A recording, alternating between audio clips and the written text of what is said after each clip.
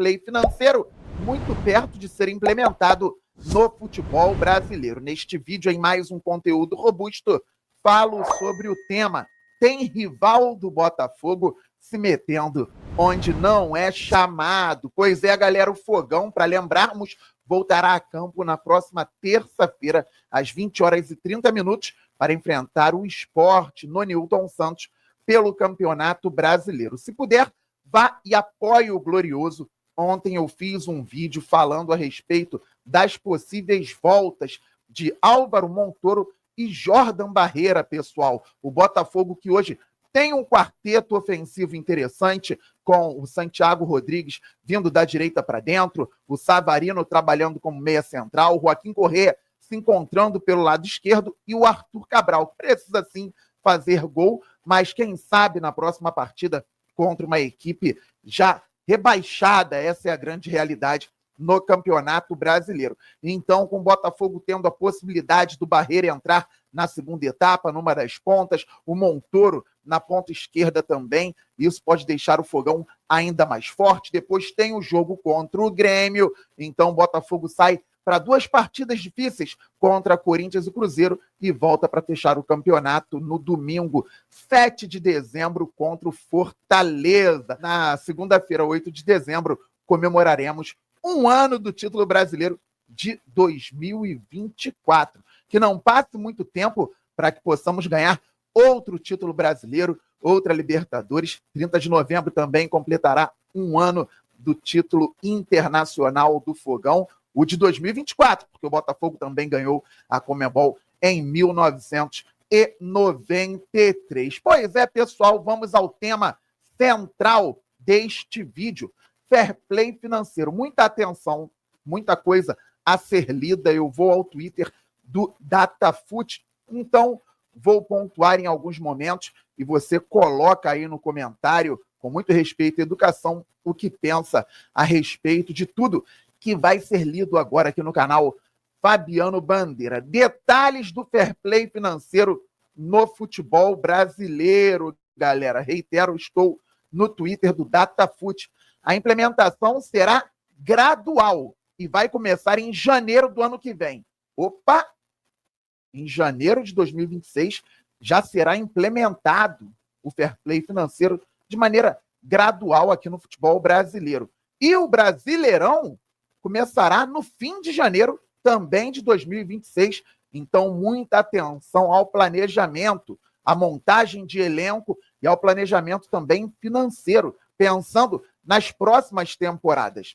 Até 2029, os clubes terão que limitar o gasto com a remuneração e amortização de atletas a, no máximo, 70% da receita. Com relação à folha salarial, o John Textor sempre fala que o Botafogo está dentro dos padrões internacionais, porque já existe fair play financeiro em outros países. E também tem aquela questão do percentual. Então, o clube em determinado país só pode gastar com folha salarial até 60% do orçamento. Aqui eu estou dando um exemplo.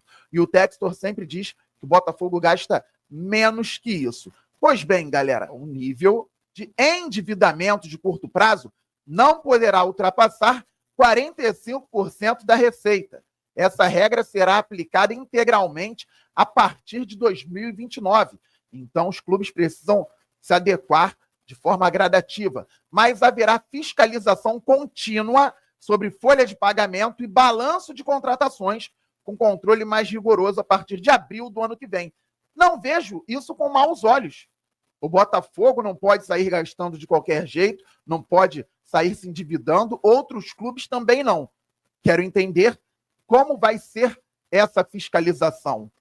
Quem vai ter a capacidade de fiscalizar os clubes de maneira justa, de maneira equilibrada. Teremos punições aos clubes que não cumprirem as regras. Será um sistema de punições progressivo para clubes que descumprirem as normas. Então, na primeira violação, o clube deverá apresentar um plano de ação e será submetido a monitoramento contínuo da CBF. Será que a CBF terá gente capacitada para esse monitoramento contínuo? Vamos ver. A partir da segunda violação, passam a valer sanções graduais, conforme a gravidade da infração. Então, advertência pública, multa pecuniária, retenção de receitas, restrição de inscrição de atletas, o famoso transfer ban, dedução de pontos. Opa, isso pode mexer em tabela de campeonato. Rebaixamento, não concessão ou cassação de licença de clube. O Lyon foi, entre aspas, rebaixado lá na França.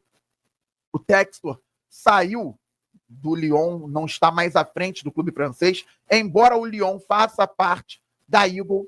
A Michelle Kahn agora é a presidente, mas lá teve também muita questão política envolvida, não gostavam do John Textor.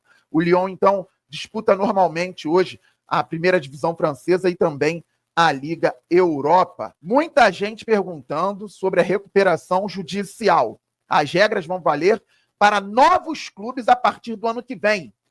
Regras para clubes em recuperação judicial ou acordo coletivo. A partir de 30 de abril de 2026, clubes que entrarem em RJ ou firmarem acordos coletivos com credores estarão sujeitos às regras específicas de controle financeiro com o objetivo de garantir a estabilidade e evitar agravamento da crise. Então, Botafogo, pelo menos por enquanto, não precisa se preocupar com as regras para clubes em recuperação judicial. Para não ficar um vídeo muito longo, eu vou até pular essa parte. Então vamos chegar ao controle de dívidas, galera. Controle de dívidas. Os clubes têm que quitar novas dívidas com credores relevantes até janeiro de 2026. As dívidas antigas terão um prazo maior, devendo ser regularizadas até novembro de 2026. Equilíbrio operacional. A partir de 2028, os clubes precisarão apresentar receitas relevantes maiores ou iguais aos custos relevantes, atingindo um resultado operacional não negativo. O período de transição ocorrerá nas próximas 2 temporadas, permitindo adaptação gradual às novas exigências. Insolvência. Haverá uma fiscalização contínua sobre folha de pagamento e balanço de contratações com controle mais rigoroso a partir de abril do ano que vem. Começa uma nova era no futebol brasileiro, diz aqui o Datafut. Essas informações foram apresentadas pela própria CBF, e aqui o Datafut da fonte do Diogo Dantas, de O Globo, pessoal. E aqui eu já troquei a tela, porque tem rival do Botafogo se metendo no que não deve se meter, mas antes eu quero salientar que falei um pouco a respeito disso, meus amigos também, Matheus Medeiros, Thiago Graché e Wellington Arruda, na última segunda-feira, na live do Glorioso Play. Você não conhece o Glorioso Play? O que era o canal do Medeiros virou o Glorioso Play aqui no YouTube. Agora com essa equipe maravilhosa, eu, Thiago Graché, Wellington Arruda e Matheus Medeiros. Hoje tem live às 20h30 no Glorioso Play. Esteja conosco. Também tem saído cortes muito legais das nossas lives no YouTube, no Glorioso Play e lá no Instagram. Siga o Glorioso Play no Instagram. Isso mesmo, o Fogão vai jogar contra o Sport na próxima terça-feira e contra o Grêmio no sábado, dia 22. E contra o Tricolor Gaúcho estarei na transmissão do Premier com o Charla.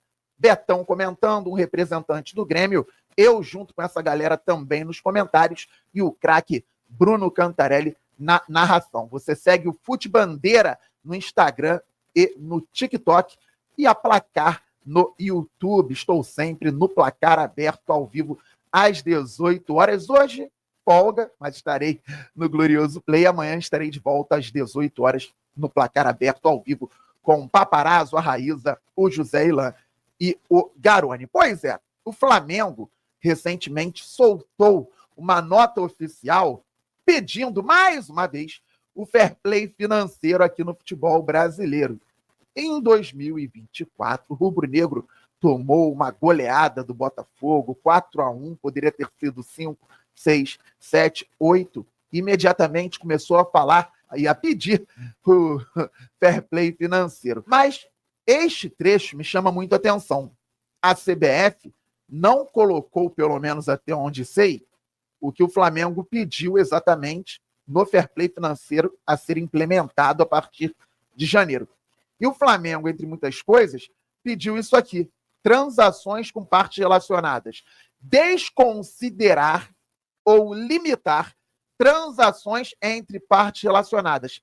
Exemplo, clube e empresa do mesmo dono, que possam inflar as receitas ou ocultar os custos. Aportes de capitais, por exemplo, não devem ser contabilizados como receita recorrente. Então, para um dos rivais do Botafogo aqui do Rio de Janeiro, um empresário não pode potencializar um empreendimento que é grande, tem um público em potencial, mas por diversas gestões ruins, teve problemas financeiros. Em suma, é isso.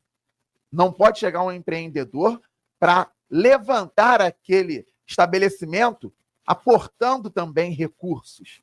É claro que o Botafogo dependia, num primeiro momento, de aportes do John Textor, da Eagle, e o clube hoje mostra que consegue gerar receita, e muita receita, cada vez mais. Vem aí o aluguel do Nilton Santos para o Vasco da Gama, provavelmente. Mais dinheiro entrando, a gente pode falar mais sobre isso. O Botafogo pode chegar a receber cerca de 20 milhões de reais com essa nova fase do Nilton Santos sendo alugado para o rival aqui, o Vasco da Gama. Então, o Botafogo consegue gerar receita com premiação, venda de jogadores, shows no Nilton Santos, aluguel do estádio, patrocínio, parcerias, TV e por aí vai, muita coisa.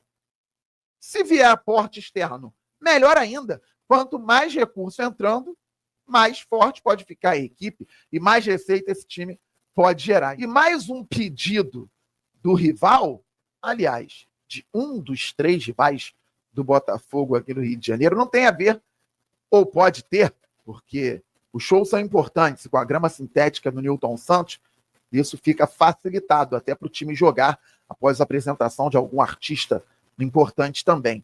O Flamengo pediu a proibição de gramados artificiais. Aí o Botafogo, com todo respeito ao Vitória, que é um grande clube, tem uma grande torcida, perde alguns ataques no Barradão, também por conta do gramado, que não estava nas melhores condições. O Botafogo, um time técnico, tem problemas em outros gramados aqui no futebol brasileiro. Aí não pode utilizar a grama sintética. O Flamengo pediu que os gramados artificiais sejam proibidos. Os gramados de plástico devem ser eliminados imediatamente de todos os torneios nacionais profissionais. A discrepância nos custos de manutenção entre gramados naturais e artificiais provoca desequilíbrios financeiros. Eles estão falando sobre desequilíbrios financeiros, é isso mesmo, entre os clubes, e prejudica a saúde física de jogadores e atletas. Prejuízo à saúde física de jogadores e atletas. Ninguém consegue comprovar cientificamente. Quando trazem um estudo, aparece outro estudo mostrando que não é bem assim. Jogadores que se machucam em gramados naturais. Quais são os motivos? E jogadores que se machucam em gramados naturais ruins. Quais são os motivos? Melhor dos mundos, gramado natural top, para todo mundo jogar bem, colocar qualidade, poder fazer um futebol cada vez melhor. Tem gramado natural 100% bom no futebol brasileiro? Quantos são? Tem clube que está de parabéns, mantém um ótimo gramado. Mas são quantos no futebol brasileiro? Menos da metade, bem menos. Deixa a grama sintética espetacular do Botafogo, que serve para o profissional, para a base, para os shows e tudo mais. Deixa o tapetinho lá. Assim o Botafogo, de fato, consegue gerar mais receita. Tem clube que gerou receita durante muito tempo, com patrocínio estatal na camisa, que ganhou muito mais que o devido nas cotas de TV e continua brigando por isso, com audiência que não justifica a discrepância para outros clubes no futebol brasileiro. Então, vamos seguir com gramado sintético. A CBF, por enquanto, não coloca isso em pauta. Clubes com muita força, como Botafogo, Palmeiras, agora Atlético Mineiro, jogam sim com gramados sintéticos e são clubes fortes no futebol brasileiro em vários sentidos, em todos os aspectos. E tem massas de torcedores também, o Palmeiras, o Botafogo, o Atlético Mineiro. Então, essa reclamação parece choro.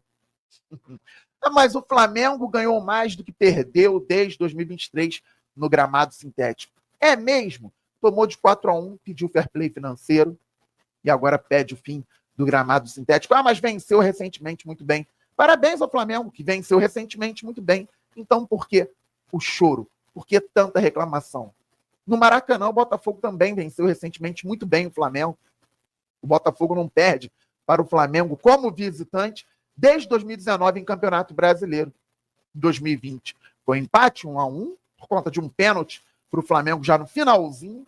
2022, 1-0 no gramado do Mané Garrincha em Brasília, gol do Erisson. Em 2023, 3-2, com o Botafogo sendo prejudicado pela arbitragem no Maracanã. Em 2024, 2-0, Fogão no Maracanã também. Belíssimo gol do Luiz Henrique, gol do Savarino. Parabéns ao Savarino, completou ontem 29 anos e recentemente 100 jogos com a camisa do Fogão. Tudo no gramado natural, tá certo? Saudações alvinegras, galera, todo mundo se inscrevendo no canal Fabiano Bandeira, deixando o like e ativando o sininho.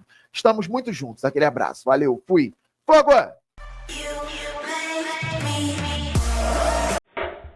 Salve, torcedor do Botafogo, seja bem-vindo ao Botafogo Way, todos os dias conteúdo exclusivo do Botafogo pra vocês. Antes de mais nada, deixa seu like, se inscreve no canal, ativa o sino das notificações que você não perde nenhuma notícia do Fogão.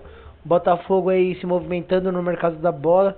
O David Ancelotti deve permanecer no Botafogo. Alguns torcedores do Botafogo têm questionado o trabalho do treinador, mas deixa aí a sua opinião, o seu comentário, o que você acha do trabalho dele. Deus abençoe cada um de vocês, tamo junto, forte abraço. E não esquece de deixar o seu like e se inscrever no canal para não perder nenhuma notícia do Botafogo. Deus abençoe vocês, tamo junto, forte abraço e vamos Fogão!